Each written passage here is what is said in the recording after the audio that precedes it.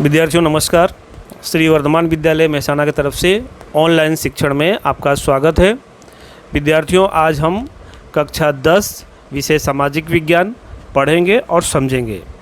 विद्यार्थियों आज हम सामाजिक विज्ञान में पाठ 15 जिसका नाम है आर्थिक विकास। विद्यार्थियों इसके पहले हम भाग 1 और भाग 2 और भाग 3 के बारे में परिचय प्राप्त कर चुके हैं और आज हम इस वीडियो में भाग 4 के बारे में पढ़ेंगे और समझेंगे। तो चलिए हम पाठ 15 आर्थिक विकास भाग 4 को पढ़ते हैं और समझते हैं। विद्यार्थियों इसके पहले हम उत्पादन के साधन के बारे में परिचय प्राप्त किए थे, जिसमें ज़मीन, पूंजी, श्रम और नियोजक के बारे में हमने जानकारी प्राप्त किया था। तो आज हम उत्पादन के साधनों की जो बंटवारा की जो पद्धति है उसके बारे में परिचय प्राप्त करते हैं। तो चलिए उत्पादन के साधनों की पद्धतियाँ, यानी किसी भी देश का जो आर्थिक विकास तीव्र गति से करना होता है तो उसको जो है अलग अलग पद्धतियों के माध्यम से विकसित किया जाता है। अधिक तीव्रता से आर्थिक विकास करने के लिए उत्पादन के साधनों को मुख्य रूप से 2 भागों में बांटा गया है, जिसमें नंबर 1 जिसका नाम है बाजार पद्धति, दूसरा है समाजवादी पद्धति। तो विद्यार्थियों आज हम जो है सिर्फ बाजार पद्धति के बारे में विस्तृत रूप से जानकारी प्राप्त करेंगे इस वीडियो में, और जो समाजवादी पद्धति है वो अगले वीडियो में हम जो है इसके बारे में विस्तृत जानकारी प्राप्त करेंगे। तो चलिए हम उसके बारे में देखते हैं। तो समाजवादी पद्धति और बाजार पद्धति एक दूसरे से विपरीत मानी जाती है, परंतु इन दोनों पद्धतियों का समन्वय करके अन्य कुछ पद्धतियां भी विकसित हुई हैं, जिसे हम मिश्र पद्धति भी कहते हैं। उत्पादन के साधनों के बंटवारे की मुख्य पद्धति की जानकारी आज हम प्राप्त करते हैं। तो चलिए आज इस भाग में बाजार पद्धति के बारे में विस्तृत रूप से जानकारी प्राप्त करते हैं। तो चलिए बाजार पद्धति के क्या लक्षण हैं, उसकी क्या विशेषता है, उसके बारे में समझते हैं और पढ़ते हैं। बाजार पद्धति को पूंजीवादी पद्धति भी कहा जाता है, यानी इस पद्धति में पूंजी की महत्ता को अधिक जो है महत्व दिया जाता है। इस पद्धति में उत्पादन साधनों का बंटवारा लाभ के आधार पर होता है, यानी जो भी उत्पादक होता है वह पहले अपने लाभ के बारे में सोचता है और फिर जो है वस्तु का उत्पादन करता है। इस पद्धति में उत्पादन और उसके जो संलग्न आर्थिक निर्णय होते हैं वो लाभ के आधार पर लिए जाते हैं, यानी जो भी उत्पादक होता है वह उत्पादन करने से पहले सबसे पहले अपना आर्थिक लाभ के बारे में सोचता है, फिर उसके बाद से जो है उत्पादन के बारे में सोचता है। इस पद्धति में बाजार तंत्र संपूर्ण रूप से मुक्त होता है, यानी इस पद्धति में किसी भी प्रकार का कोई रोक टोक होता नहीं है। राज्य सरकार या केंद्र सरकार का किसी प्रकार का उस पर अंकुश या नियंत्रण नहीं होता है। चलिए आगे। तो सरकार की कोई भी निश्चित आर्थिक नीति या भूमिका इस बाजार पद्धति के संदर्भ में नहीं होती है। बाजार पद्धति में स्पर्धा जो है मुख्य मानी जाती है। उत्पादक स्पर्धा युक्त बाजार में अधिक लाभ प्राप्त करने के लिए और गुणवत्ता बनाए रखने के लिए अधिक से अधिक प्रयत्न करता है, इसलिए वह ऐसी कोशिश करता है कि बाजार में टिके रखना है तो उसे गुणवत्ता वाली वस्तु जो है देना पड़ेगा। बाजार पद्धति में उत्पादन के लिए नई नई पद्धतियां खोजी जाती हैं। आप देखते हैं कि जो है हर रोज़ कुछ ना कुछ जो है मार्केट में नया नया आता है, क्योंकि उसके बारे में जो है संशोधन किया जाता है, खोज किया जाता है कि आज मार्केट में या बाज़ार में किस प्रकार की मांग है, उस मांग के आधार पर जो है वस्तु का उत्पादन किया जाता है और उससे संबंधित पद्धतियाँ भी खोजी जाती हैं। बाजार पद्धति में नई पद्धतियों के द्वारा अधिक उत्पादन होता है, यानी नई पद्धति आती है उससे क्या होता है कि वस्तु का उत्पादन जो है अधिक प्रमाण में होता है, कम समय में अधिक उत्पादन होता है। बाजार पद्धति वाले देशों में आर्थिक विकास तीव्र गति से होता है, यानी जिन देशों में बाजार पद्धति है उन देशों में आर्थिक विकास काफ़ी तेज़ी से होता है। जैसे जापान, अमेरिका, इंग्लैंड, ये सभी जो देश हैं, इन देशों में जो है बाज़ार पद्धति कार्य करती है और वहाँ की जो आर्थिक व्यवस्था है वो काफ़ी तीव्र है और काफ़ी मजबूत है। बाज़ार पद्धति में किसी राज्य का हस्तक्षेप न होने से इस पद्धति को मुक्त अर्थतंत्र के रूप में भी पहचाना जाता है। यानी इसमें किसी भी प्रकार का कोई भी राज्य या केंद्र सरकार का किसी प्रकार का कोई हस्तक्षेप होता नहीं है, इसलिए इस पद्धति को मुक्त अर्थतंत्र वाली पद्धति भी कहा जाता है और पूंजीवादी पद्धति भी कहा जाता है। आपको याद रखना है कि बाजार पद्धति को पूंजीवादी पद्धति भी कहते हैं और मुक्त अर्थतंत्र वाली पद्धति भी कहते हैं। तो विद्यार्थियों, हमने बाजार पद्धति के बारे में परिचय प्राप्त कर लिया। अब बाजार पद्धति के कौन कौन से लक्षण होते हैं उसके बारे में जानकारी प्राप्त करते हैं।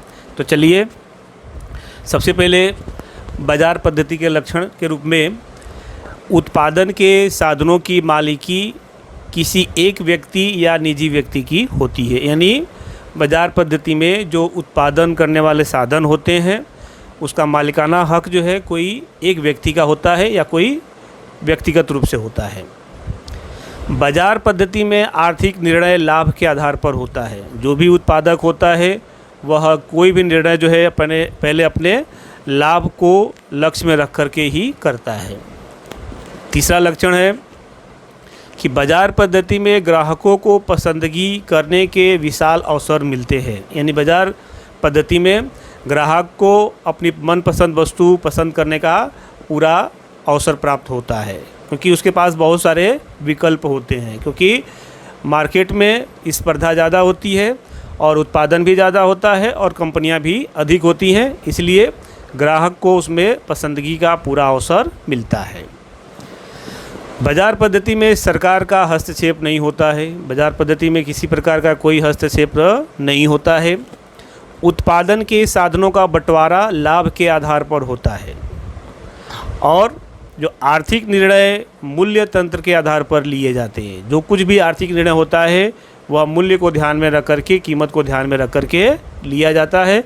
ये है बाजार पद्धति के लक्षण। तो चलिए विद्यार्थियों, अब बाजार पद्धति से क्या फ़ायदा है, क्या लाभ है, उसके बारे में जानते हैं और समझते हैं। तो चलिए, बाजार पद्धति में व्यक्ति की आर्थिक स्वतंत्रता बनी रहती है।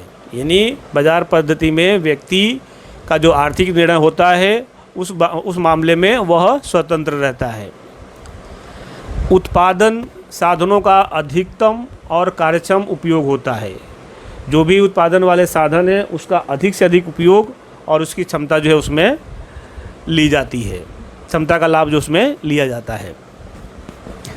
अधिकतम उत्पादन प्राप्त किया जाता है। यानी बाजार पद्धति में अधिक से अधिक जो है उत्पादन का लाभ प्राप्त किया जाता है, अधिक से अधिक जो है उत्पादन का लाभ लिया जाता है।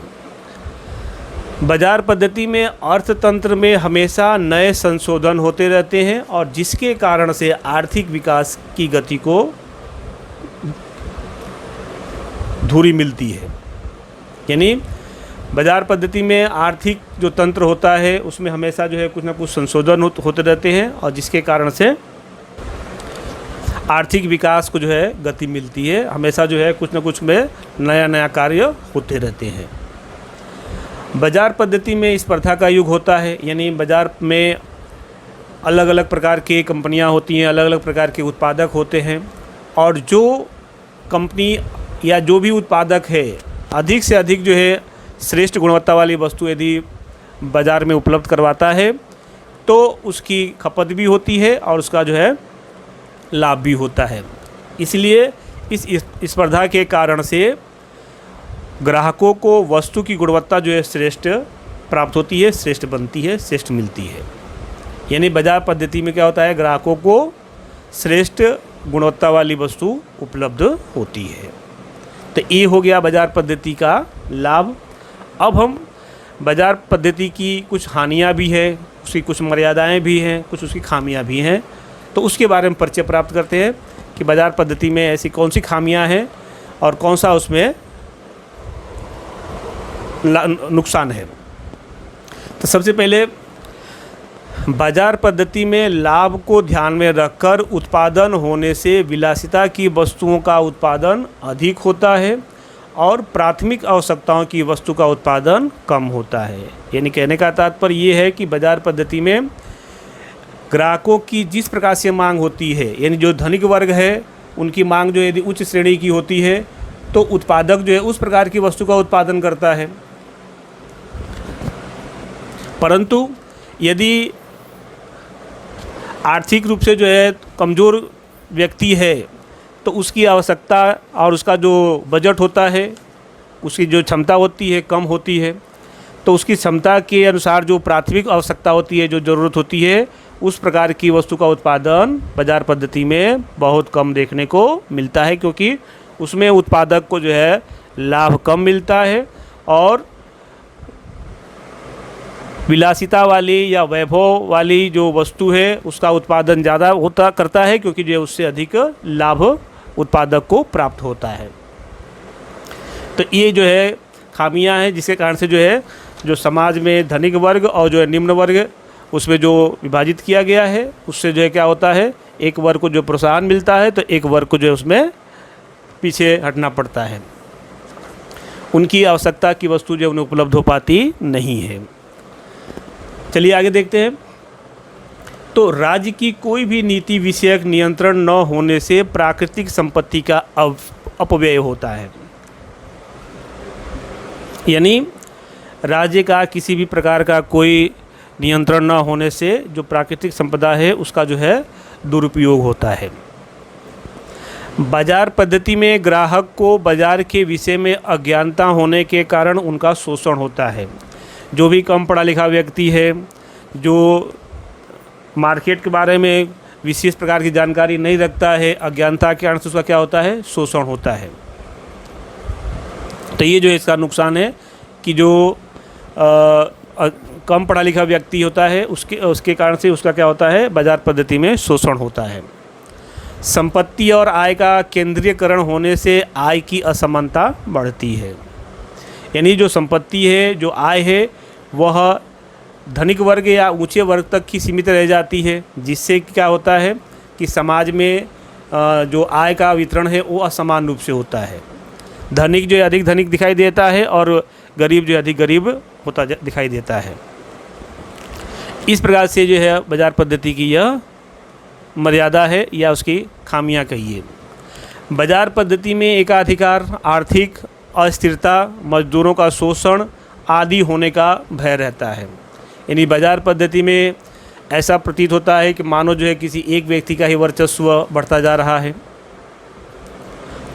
आर्थिक रूप से जो है शोषण हो रहा है, समाज में या बाज़ार में अस्थिरता का माहौल बना हुआ है, मजदूरों का शोषण हो रहा है और ऐसा लग रहा है कि आने वाले समयों में जो नौकरशाही प्रथा है वो हो सकता है कि जो है सक्रिय हो जाए, ऐसा जो है भय पैदा होता है। तो इस प्रकार से यह बाजार पद्धति की जो मर्यादा है और ये खामियां हैं, इसके बारे में हमने परिचय प्राप्त कर लिया। विद्यार्थियों, हमने आज भाग 4 में बाजार पद्धति के लक्षण, बाजार पद्धति के लाभ, बाजार पद्धति की खामियां और बाजार पद्धति की क्या विशेषता है उसके बारे में हमने परिचय प्राप्त कर लिया। तो इस प्रकार से इस भाग में इतना ही, और अगले भाग 5 में हम सामाजिक पद्धति के बारे में परिचय प्राप्त करेंगे। धन्यवाद।